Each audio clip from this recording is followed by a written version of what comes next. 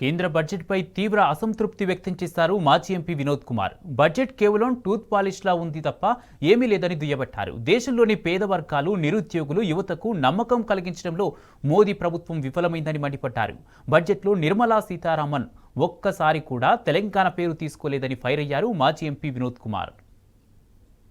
ఈ దేశంలో ఉన్నటువంటి పేద వర్గాల పట్ల, ముఖ్యంగా నిరుద్యోగుల పట్ల, యువతరం పట్ల మరి వాళ్ళకి ఏ విధంగా నమ్మకాన్ని కలిగించి ముందుకు తీసుకెళ్తామనే విషయంలో పట్ల మోడీ గారి ప్రభుత్వం ఘోరంగా విఫలమైంది.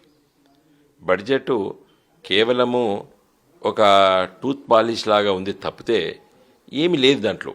అంటే ఒక నిర్దిష్టమైనటువంటి ఆలోచనతోని ఇంకో ఈ విధంగా ఈ వర్గాలని పైకి తీసుకురావడానికి ఇంకో ఈ స్కీమ్స్ పెడుతున్నాము అని చెప్పేటిది ఒక్కటి కూడా మరి నా దృష్టికి అయితే ఈరోజు రాలేదు. అన్నిటికంటే ముఖ్యంగా ఈ మధ్యతరగతి కుటుంబాలకి కొంత వెసులుబాటు ఇస్తున్నాము, వాళ్ళ అభివృద్ధి కోసం ప్రయత్నం చేస్తున్నామని చెప్పడానికి గల కారణం ఏంటంటే ఇటీవల కాలంలో world inequality lab, Harvard University, Paris University, జర్మన్లోని యూనివర్సిటీలో ఉన్నటువంటి చాలామంది ఆర్థికవేత్తలు 100 సంవత్సరాల భారతదేశంలో ఏ విధంగా ఎదుగుదల చెందింది 1922 నుండి 2023 అంటే స్వాతంత్రం రాకముందు 25 సంవత్సరాలు, స్వాతంత్రం వచ్చిన తర్వాత ఈ 70 సంవత్సరాల పురోగతి పైన వాళ్ళు ఒక అధ్యయనం చేసి ఏం చెప్పారంటే భారతదేశం లోపల సంపద 60% సంపద కేవలం కొంతమంది చేతుల్లోపట్నే కేంద్రీకృతం అవుతున్నది.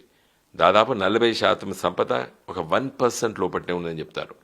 దాంట్లో 0.001% పాపులేషన్ దగ్గర 17% సంపద వాళ్ళ చేతుల్లోనని చెప్తున్నారు.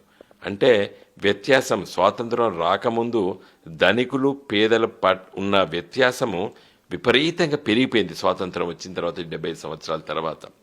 అంటే ధనికులు విపరీతంగా ధనికులు అవుతున్నారు, అదేవిధంగా పేదరికము, ఆస్తిపాస్తులు లేని వాళ్ళ సంఖ్య పెరుగుతున్నదని చెప్పడం జరిగింది నివేదిక.